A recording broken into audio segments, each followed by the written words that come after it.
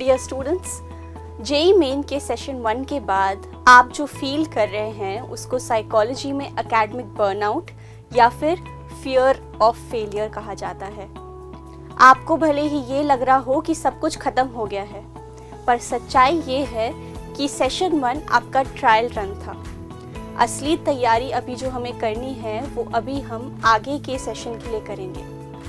काफ़ी बच्चे अपना बेस्ट परफॉर्म इसलिए नहीं कर पाए क्योंकि उनके ब्रेन में अमिगडाला हाईजैक हो गया था। अमिगडाला आपका इमोशनल सेंटर है। जब फियर उसको हाईजैक कर लेता है तो आप काफ़ी बार एग्ज़ाम में ब्लैंक हो जाते हैं या फिर ऐसा महसूस होता है कि जो क्वेश्चन आता भी है उसको भी सही से नहीं कर पा रहे। तो आगे आने वाले सेशन के लिए आपको किस तरीके से प्रिपेयर करना है ताकि आप इस परफॉर्मेंस प्रेशर को ओवरकम कर पाए, चलिए डिस्कस करते हैं। टिप 1, आउटकम और प्रोसेस को डिफरेंशिएट करिए। अक्सर हम सिर्फ ये सोचते रह जाते हैं कि मेरा रिजल्ट क्या होगा, क्या मेरा एनआईटी सिक्योर हो पाएगा या नहीं। ये सोचना बहुत वाजिब है, पर इसको सोचने के चक्कर में अगर आप आगे के सेशन के लिए प्रिपेयर नहीं कर पा रहे तो आपको एक इमोशनल ऑडिट की ज़रूरत है। वो कैसे करते हैं, अपनी स्क्रीन पे देखिए। ये सवाल आप खुद से पूछिए, इन सब चीज़ों को टिक करते चलिए। पहला स्टेप है कि सेशन 1 में क्या गलत हुआ इसकी वीडियोस देखना बंद करिए। आप खुद से एनालाइज करिए कि आपके लिए क्या गलत हुआ। दूसरी चीज़ है कि अपने जान की परसेंटाइल को डेटा पॉइंट समझिए। आपकी खुद की आइडेंटिटी मत मान लीजिए उस चीज़ को। थर्ड स्टेप है कि आप जहाँ पे भी पढ़ते हैं उस डेस्क को कम्प्लीटली क्लीन करिए। एक क्लटर्ड फ्री डेस्क आपका दिमाग भी क्लटर्ड फ्री रखेगा।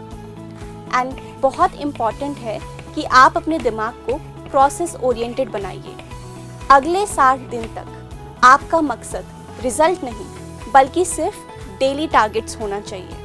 रात को सोने से पहले अगर आपने मेजॉरिटी टास्क्स पूरे किए हैं तो आप जीत गए हैं। रिजल्ट की चिंता फ्यूचर यू पे छोड़ दीजिए, प्रेजेंट यू को सिर्फ काम करने दीजिए। Tip 2, overcoming learned helplessness. Psychology में एक कॉन्सेप्ट है लर्न्ड हेल्पलेसनेस का। इसका मतलब ये होता है कि अगर हम एक बार कोई चीज़ करने में नाकाम हो जाते हैं तो अक्सर हम गिव अप कर देते हैं और मान बैठते हैं कि ये चीज़ मुझसे कभी नहीं होगी। इस चीज़ को ओवरकम करना, इस फीलिंग को ओवरकम करना आपके लिए बहुत ज़रूरी है, क्योंकि आपकी जर्नी यहाँ पे अंत नहीं होती। आपको मौका मिलेगा कि आप वापस से जेईई मेन का एग्ज़ाम दें और अच्छी परसेंटाइल सिक्योर करें। तो जानिए ये कैसे होता है। फेज़ 2 है कॉग्निटिव रीफ्रेमिंग, जिसमें हम अपनी डेली हैबिट्स और अपने थॉट्स पे काम करते हैं। पहला स्टेप है रोज़ एक माइक्रो गोल सेट करिए। दिन में बहुत छोटे 3 गोल से शुरुआत करिए और जैसे ही आप इनको कर लेते हैं इनको चेक ऑफ करिए। जैसे ही ये आप करते हैं आपके ब्रेन में डोपामिन रिलीज होता है। डायरेक्टली फुल मॉक टेस्ट मत दो, पहले एक छोटा 30 मिनट का चैप्टर टेस्ट दो। जब उसमें मार्क्स आने लगे तो ब्रेन में डोपामिन रिलीज होगा। ये माइक्रो विन्स आपके सेल्फ कॉन्फिडेंस को रीबिल्ड करेंगी।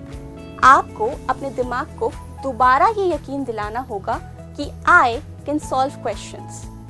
जब भी पढ़ने बैठने का मन ना करे और सेशन 1 की याद आए तो 25 मिनट का रूल लगाइए। अपने दिमाग से कहिए कि मैं सिर्फ 25 मिनट पढ़ूंगा, उसके बाद मैं उठ जाऊंगा। ज़्यादातर वक्त रेजिस्टेंस सिर्फ शुरुआत के कुछ मिनट्स में होती है, पर अगर आप सारे डिस्ट्रैक्शंस हटा के आप पढ़ने बैठ जाते हैं तो काफ़ी बार आप उस फ्लो स्टेट में पहुंच जाते हैं जहां पे आप अच्छे से लगातार पढ़ाई कर पाएं। नेक्स्ट चीज़ है थॉट रिफ्रेमिंग। मेरा सेशन 1 खराब हो गया, ये बोलने की जगह मुझे सेशन 1 से मेरी जो भी वीकनेसेस पता चली हैं मुझे उन पे काम करना है। ये सोचने की ज़रूरत है। आप हारे नहीं हो। आपने इस अटेम्प्ट से ये सीखा है कि आपको कहाँ रीडायरेक्शन की ज़रूरत है, कहाँ पे और प्रैक्टिस की ज़रूरत है। तो इसीलिए जो भी इस सेशन में हुआ उससे सीखिए, अपनी मिस्टेक्स को एनालाइज करिए, कैटेगराइज करिए और अच्छे से नेक्स्ट 60 डेज के लिए प्लान करिए।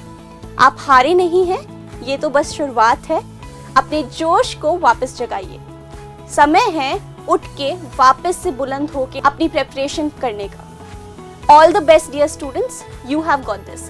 कमेंट में लिखिए आई एम इन कंट्रोल, और आगे आने वाले सेशन के लिए ऑल द बेस्ट।